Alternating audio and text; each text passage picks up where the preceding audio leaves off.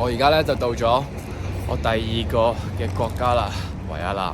不過咧呢一度就比較似一個中轉站，因為我只會留喺呢一度一日嘅啫。即係話咧，我今朝嚟到，我第二朝咧就走啦。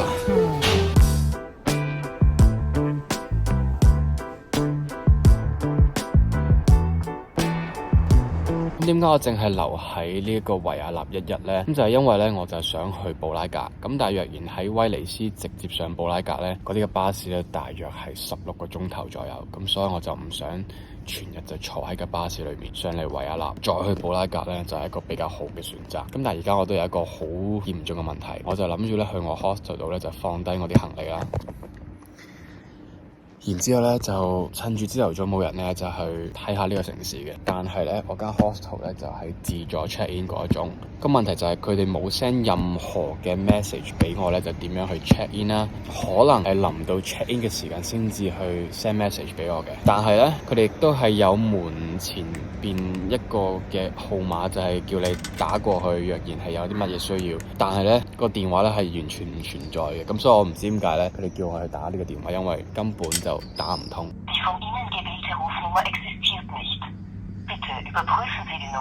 Oder kontaktieren Sie die 3 Auskunft unter 118833. Sorry, there is no participant known under the number you dialed. Please check the number or contact the 3 directory inquiry under 118833. 而家變咗係戇居居坐咗喺一張凳度，諗解決方法。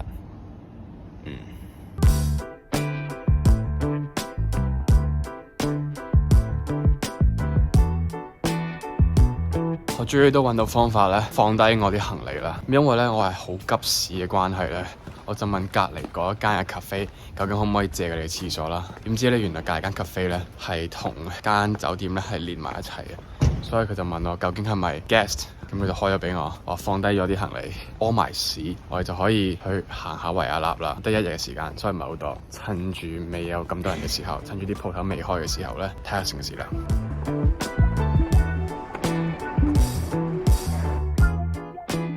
如果你聽過我講過去歐洲旅行呢，你都知道我其實唔係太過中意睇教堂，因為全部對我嚟講呢都係差唔多。但係呢，今次係一個完全另一種嘅體驗，因為我居然呢早到可以去睇一啲嘅交響樂團呢做早晨彩排。我都知道呢，維也納呢係音樂之都，但係真係冇諗過啦，咁早就會遇到一啲關於音樂嘅活動出現啦。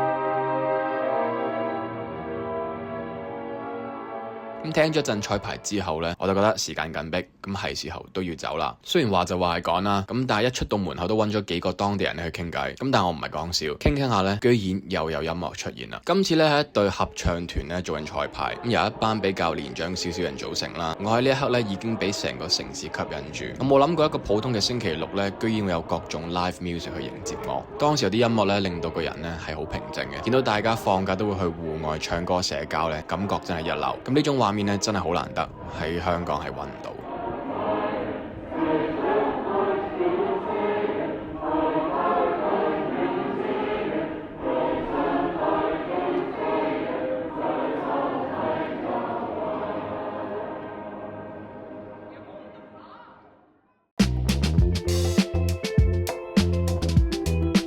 因為我喺度時間逗留好短啊，咁所以我就開始去各個唔同嘅遊客地標。喺呢一刻呢，我其實都唔敢相信我自己對眼。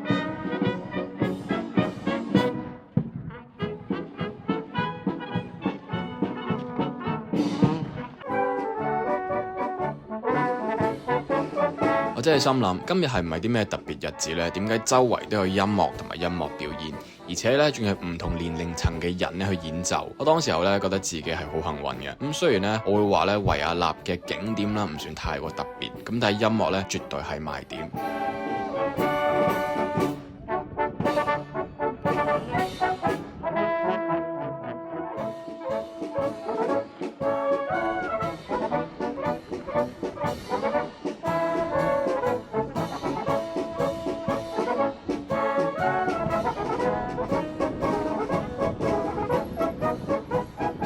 行到嘅人呢，有啲攰啦，咁我試圖揾一個冇音樂嘅地方啦，就見到呢個電影展。咁我本來呢，以為可以坐低去睇一套戲啦，不過呢，你絕對估唔到呢會發生啲乜嘢事。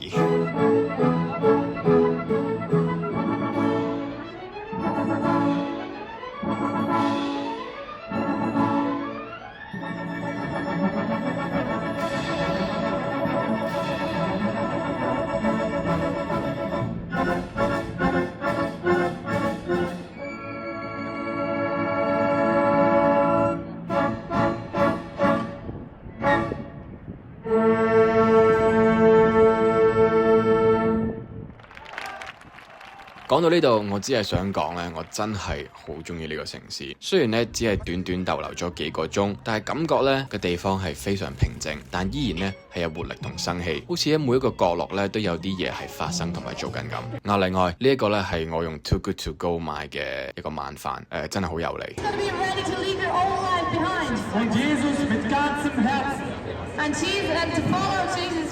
我之所以留喺維也納一日呢，係因為當初問人應該歐遊嘅時候邊度值得去，所有人俾我嘅答案呢都係話維也納呢做 day trip 就足夠啦。啲建築好無聊，又唔係啲咩古蹟，全部呢都係打仗後重建嘅。但係佢哋真係錯晒。我記得呢，我細個睇嗰套日劇《零秒出手》，個女主角呢就話想去維也納呢追尋呢個音樂夢想，修讀音樂。我已經知道呢個城市呢係因為音樂而聞名噶啦。咁但係親身體驗呢，真係完全另一回事。其實我真係好希望呢可以喺呢度留多幾日，去買張嘅音樂會門票呢，就聽一次 live。整個城市呢都係非常之有魅力。我覺得整個歐洲我冇喺維也納逗留得耐啲呢，就係我唯一一個遺憾。咁但係因為時間緊迫嘅關係呢，好好休息一晚，咁我又要去下一個目的地啦。